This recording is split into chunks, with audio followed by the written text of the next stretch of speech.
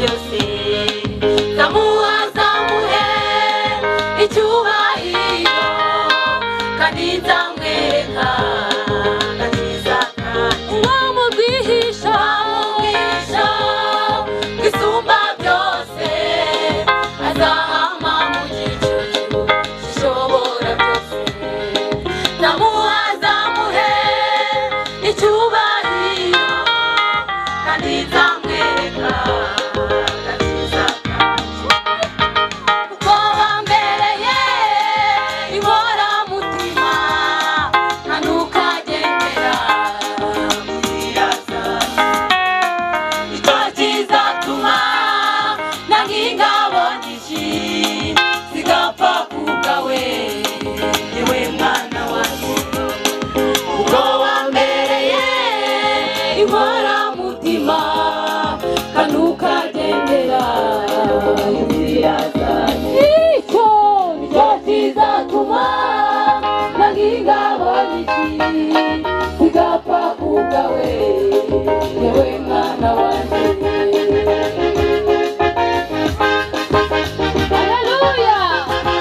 Ukiranutse Imana yishimira ugenda yirinda kwandukwa n'iby'isi ntakizwe intege n'iby'abona yatabaza umwami Imana aramwitaba. Haleluya!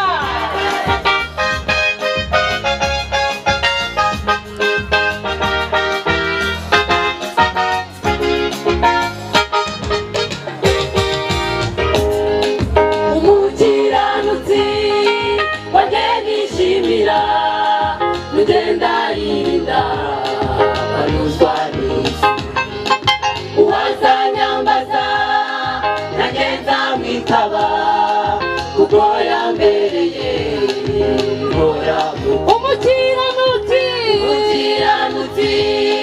wanjye nishimira ugenda yirinda banyuzwa n'isi uwazanyambaza nanjye nzamwitaba kuko yambereye inkoramutima.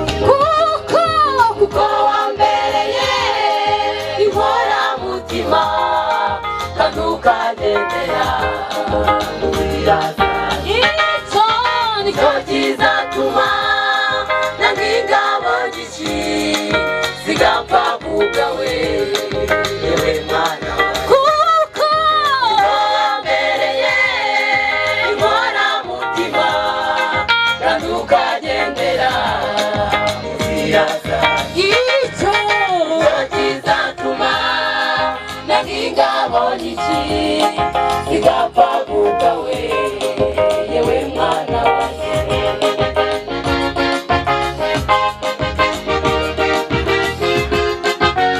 Haleluya! imishinga ni myinshi muri ubu buzima tubamo ariko umushinga wo gukira uwo nguwo nirurangiza. Haleluya!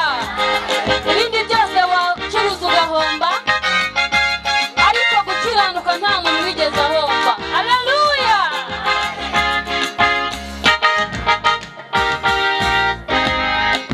gukiranuka burya ni umushinga utajya uhomba mu mishinga yose. kiranuka neza bikora ubikunze hari ingororano z'abakiranuka. gukiranuka